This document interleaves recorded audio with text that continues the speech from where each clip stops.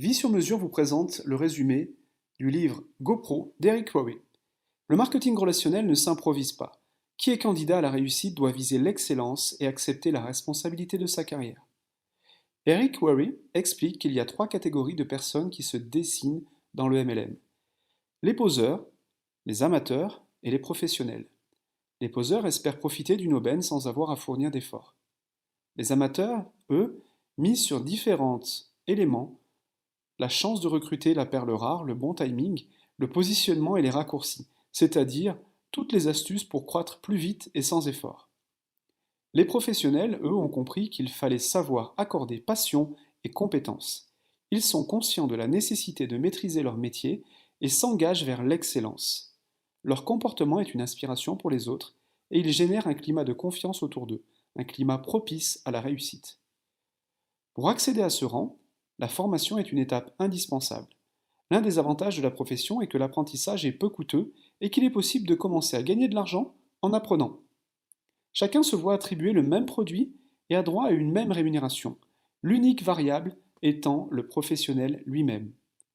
La clé de la réussite est d'assumer sa pleine et entière responsabilité en cessant de blâmer les autres. Tout commence et finit par moi, dit le professionnel. Dès lors, tout change et devient possible. Alors que faut-il faire pour être un vrai professionnel du marketing de réseau? 7 compétences. La première compétence, trouver des prospects. Une recherche de prospects en 4 étapes. Coucher son réseau sur papier, notez tous les noms des personnes que vous connaissez. 2. Ajouter le réseau de son réseau. Pour chaque nom, listez les contacts de la personne. 3. Faire de sa liste une liste active en l'allongeant perpétuellement. Nouvelles rencontres via les réseaux sociaux, nouveaux contacts. Certains professionnels se donnent l'objectif de 2 nouveaux noms par jour. 4. Se faire volontairement des nouvelles relations. Tout doit être l'opportunité de créer un lien sincère, bénéfique, à titre personnel et professionnel. Deuxième compétence, l'invitation. Une invitation réussie repose sur 4 principes. Se détacher de ses attentes immédiates, rester soi-même, laisser s'exprimer sa passion et être confiant. N'oubliez pas l'excitation et l'urgence. Par exemple, bonjour, je suis content de vous voir. Je manque de temps, mais il faudrait que je vous parle de... Et puis là, vous parlez de votre affaire. Enfin, de votre affaire, de ce que vous voulez vous proposer. Demandez des nouvelles brièvement, car vous êtes pressé. Lancez l'invitation. 3 approches sont possibles. L'approche directe, j'ai quelque chose à vous proposer. L'approche indirecte qui sollicite un avis, vous me rendriez service en examinant ma situation. L'approche ultra indirecte, à l'occasion de laquelle le prospect est soi-disant sollicité pour amener d'autres prospects. Connaîtriez-vous quelqu'un intéressé par... etc., etc. Puis vous lui proposez l'outil, avec la phrase « si je, est-ce que vous ?» Par exemple, si je vous envoie une vidéo, prendrez-vous le temps de la regarder? Et puis après, vous obtenez un engagement. Par exemple, quand pensez-vous regarder la vidéo? Et vous confirmez cet engagement. Donc, si je vous contacte à tel moment, vous aurez regardé la vidéo. Comme cela, votre prospect a lui-même posé le prochain rendez-vous. Et enfin, vous déterminez le moment et l'heure précise de l'entretien. Ok, donc je vous appelle jeudi à 20 h. N'oubliez pas que vous êtes pressé, donc mettez fin à la conversation rapidement. Troisième compétence. Un pro est sérieux dans son suivi. 4 étapes pour un bon suivi. Première, honorer ses engagements. La deuxième, s'il n'a pas regardé la vidéo, soyez ferme et posez un autre rendez-vous. S'il l'a regardé, posez-lui la question. Qu'avez-vous le plus aimé? Sur une échelle de 1 à 10, où se situe votre intérêt pour cette affaire? Troisièmement, soyez patient. En moyenne, 4 à 6 rendez-vous sont nécessaires pour valider. 4. Concentrez les rendez-vous. Cela évite que votre prospect est l'ami du frère du boucher du village voisin qui va lui retourner le cerveau même s'il ne sait pas de quoi il s'agit. Quatrième compétence. Guider le prospect vers la décision finale.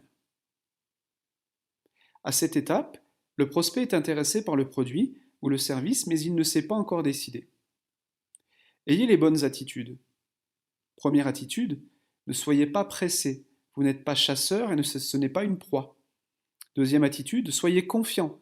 Vous connaissez votre société et vous savez que vous allez accompagner votre prospect vers sa réussite. Faites-le lui savoir. Troisième attitude, assurez-vous d'avoir accès à votre lien d'enregistrement de parrainage ou votre numéro de distributeur. Une fois les bonnes attitudes prises, les questions vont guider les prospects vers sa décision. Posez-lui la question: qu'avez-vous le plus aimé? Ou toute autre question favorisant une pensée positive. Puis, on proposera à l'interlocuteur d'évaluer son intérêt sur une échelle de 1 à 10. 4 questions concluront l'entretien. La première: combien aimeriez-vous gagner? La deuxième: combien d'heures hebdomadaires pourriez-vous consacrer à cette affaire? 3. Combien de mois pourriez-vous consacrer à cette activité? Enfin 4. Si vous pouviez gagner X euros en X heures par semaine pendant X mois et que je vous montre une méthode simple pour y arriver, seriez-vous prêt à vous engager? S'il est OK, faites son enregistrement tout de suite, c'est important. S'il est incertain dans son comportement, programmez un autre rendez-vous et recommencez le processus. Par contre, j'insiste, s'il est OK pour démarrer, vous faites son enregistrement tout de suite, c'est vraiment important. 5e compétence. Accompagnement du début à la fin. Votre prospect est maintenant votre distributeur. Vous vous devez de l'accompagner, c'est primordial. Cela passe par un plan de match ou dossier de démarrage. Pour ma part, j'utilise le dossier de démarrage dans mon activité MLM et ça fait 90% de la réussite de mes distributeurs et de leurs distributeurs. Premièrement, avec votre distributeur, vous allez définir le pourquoi il a démarré cette activité et vous devez souligner l'importance de cette décision qui va l'amener à changer sa vie. Deuxièmement, fixez des objectifs réalistes en vous appuyant sur 3 préceptes suivants. La personne est seule responsable de son succès ou de ses échecs. Le professionnel est à ses côtés, lui donne les outils et la soutient même si il ne fera pas les choses à sa place. Le professionnel reconnaît qu'il y aura des hauts et des bas, qu'il s'agit d'un processus normal et demande comment le distributeur veut être aidé dans les moments difficiles. 3. Le professionnel établit une liste de contrôles répertoriant tout ce dont le distributeur va avoir besoin. 4. Défiez votre distributeur à obtenir des résultats rapides tout en lui donnant les clés pour y arriver. Ça lui donnera une dynamique. 5. Confiez des tâches simples à votre distributeur et mettez une date butoir. Confirmez que ces tâches ont été faites, puis fixez-en d'autres et ainsi de suite. 6e compétence, l'art de la promotion d'événements. Les événements sont les outils les plus efficaces vers la réussite de votre équipe. Ils rassemblent tout le monde dans une émulsion d'énergie positive, loin du quotidien grisâtre. C'est lors de ces événements que les participants confortent leur choix, se fixent des objectifs et trouvent la force de poursuivre dans cette voie. Ce phénomène positif s'explique par la notion de preuve sociale. Les événements permettent de montrer par les témoignages et les échanges qu'une réussite est possible et que plusieurs personnes s'engagent ensemble dans cette voie. Le sentiment d'appartenance à une communauté joue le rôle de réconfort et de validation des décisions. Un bon professionnel ne fait pas que comprendre l'importance des événements, il les promeut assidûment. Cela passe par un investissement personnel sans faille, quel qu'en soit le coût. Ensuite, il peut convaincre les membres de ses équipes d'y prendre part et fixe l'objectif d'accroître systématiquement leur nombre. Il ne se contente pas d'informer de l'événement, il vante avec persévérance cet événement. Afin de les convaincre, il doit refuser les excuses de prime abord, car elles sont rarement fondées.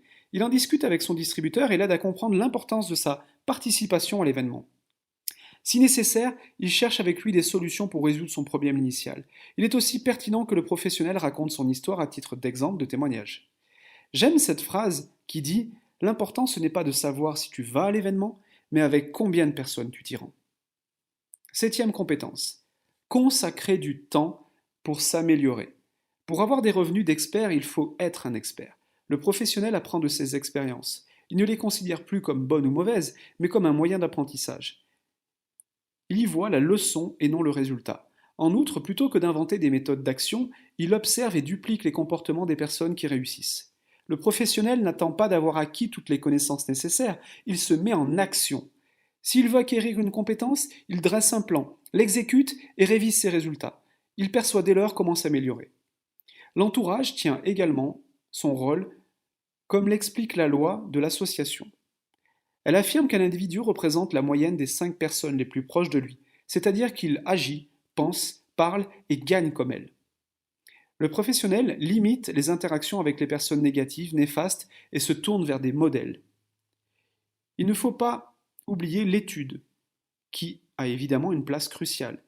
Il est essentiel de se concentrer sur les apprentissages de base avant de se disperser vers des savoirs annexes.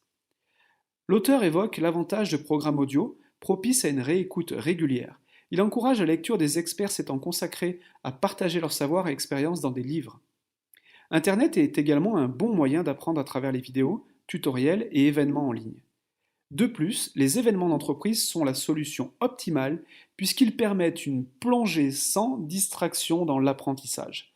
Enfin, l'une des manières d'apprendre les plus efficaces est d'enseigner. La transmission des connaissances impose de les cerner clairement.